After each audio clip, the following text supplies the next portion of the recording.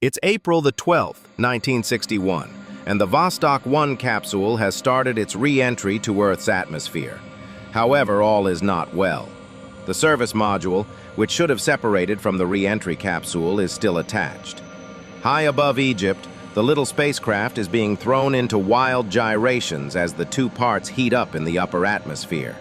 Inside the capsule, the first man in space, Yuri Gagarin, assesses the situation as he experiences up to 10 times the force of gravity.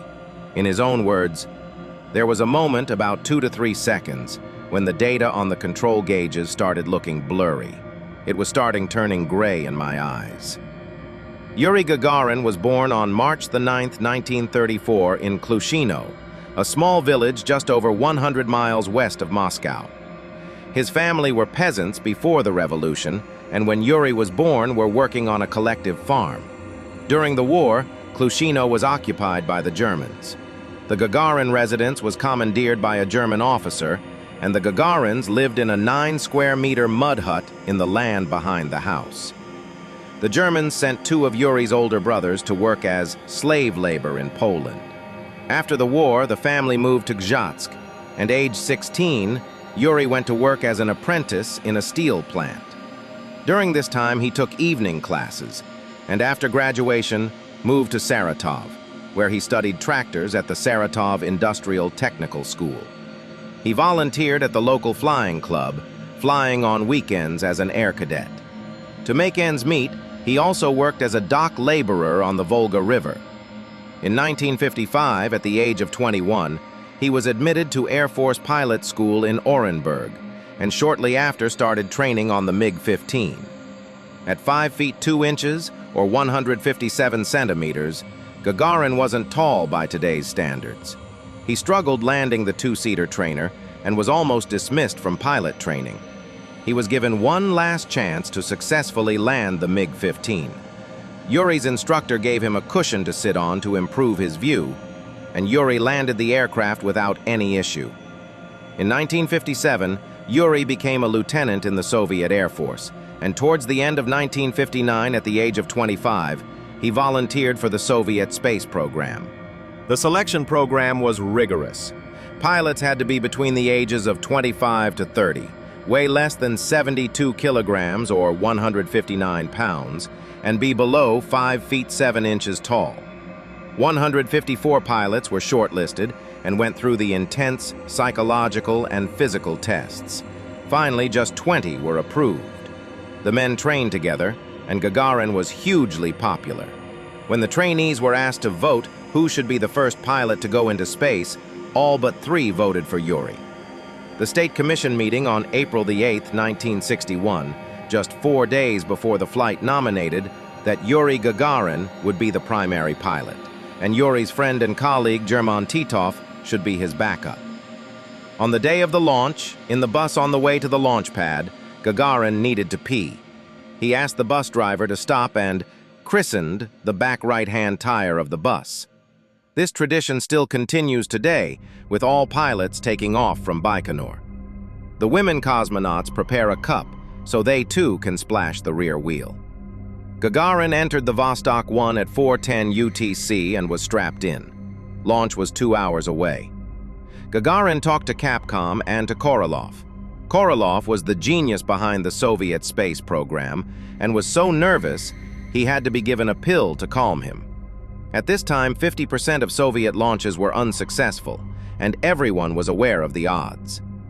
Unbelievably, during this time, Yuri asked for some music to be played and was described as calm. Half an hour prior to launch, his pulse was just 64 beats per minute. 3 press releases were already prepared, 2 for failure and 1 for success. At 6:07 a.m. UTC, the engines fired and the launch began. Gagarin famously said, "Poyekali," or "Let's go," followed by "Goodbye, until we meet soon, dear friends." And Yuri Gagarin became the first man in space. Gagarin had no control of the spacecraft. The Soviet scientists were unsure what the effects of space would be, So to play it safe, they put a series of codes into a sealed envelope that Gagarin would open under exceptional circumstances, so that he could initiate the landing procedure himself. 11 minutes after liftoff, as the Vostok 1 capsule passed over the Soviet Union, Gagarin reported, "The craft is operating normally. I can see the Earth in the viewport. Everything is proceeding as planned." No one knows exactly what went through his mind at this time. He had time to eat and drink during his 108-minute orbit of the Earth. As a consummate professional, he was surely focused on his mission. However, the incredible achievement of getting a man into space just 16 years after the USSR was devastated by war could not have been lost on him. 53 minutes into the flight at 7 a.m. UTC as Vostok 1 passed over the Strait of Magellan at the tip of South America, Radio Moscow announced the news that the Soviet Union had put a man into space. News that was to shake the world. The flight had been designed so that if retrofire was unsuccessful, Yuri would fall to Earth naturally after 10 days. The orbit was higher than planned, though, and so natural orbit would have been 20 days. Far, far longer than Yuri's supplies would last. Fortunately, retrofire occurred successfully about 1 hour into the flight and started to bring Yuri home. It was a very bumpy ride due to the faulty separation of service module and capsule. Gagarin wrote, "The spacecraft started spinning around its axis at very high speed. One moment I see Africa, another moment the horizon, another the sky. I barely had time to shade myself from the sun so the light did not blind my eyes. But I did not close the blinds. I wanted to find out myself what was going on." Finally, over the Mediterranean Sea, the modules separated. There is still debate as to why this happened. Some have speculated that cables burned through in re-entry, separating the modules. Some that temperature sensors triggered the separation. However, the separation did occur, and the Sharik re-entry capsules successfully entered the atmosphere. The bright glow of re-entry was visible behind the window shields. The thermal protection crackled, and an alarming smell of burning entered the capsule. At a height of 7 kilometers, Gagarin jettisoned the hatch, and he ejected from the capsule, still strapped into his ejection seat. Gagarin landed separate to his capsule, a fact that the Soviets lied about until 1971.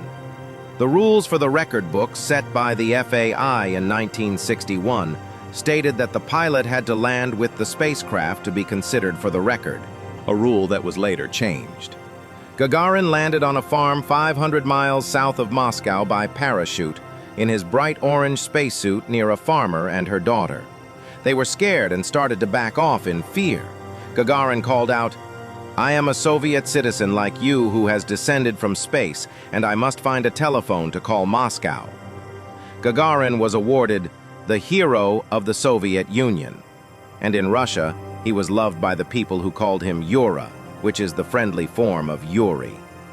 The world embraced the brave young cosmonaut and his winning smile as he went on tour visiting 30 countries around the globe, although JFK barred him from entering the US. Gagarin restarted pilot training, but the authorities were reluctant to have him fly again. To risk losing him would have been a disaster. He was backup for his friend Vladimir Komarov on the Soyuz 1 flight. Soyuz 1 was rushed due to political pressures, and Gagarin was unhappy with the safety of the craft. When Soyuz 1 crashed after its parachute failed to open, Gagarin was banned from any further space flights. The impact of Gagarin's achievement spurred the United States into action and pushed the moon landings forward, with JFK announcing in 1962, "We choose to go to the moon." On the 27th March 1968, Gagarin was on a training flight in a MiG-15 UTI. There are a number of theories as to what happened, including bird strike and a near miss with another plane, but it seems the aircraft entered into a spin that couldn't be recovered. The ashes of Gagarin and his flight instructor, who was also in the plane, are in the walls of the Kremlin. The Apollo astronauts Neil Armstrong and Buzz Aldrin left a memorial to Gagarin and Komarov on the moon. Yuri wrote a note to his wife prior to his spaceflight in the event of an accident. She was given the note 7 years later after his plane crash. It talks of his hopes for his daughters and his wife and finishes, Goodbye, my dears. I embrace you all tight and kiss you. Your dad and Yura.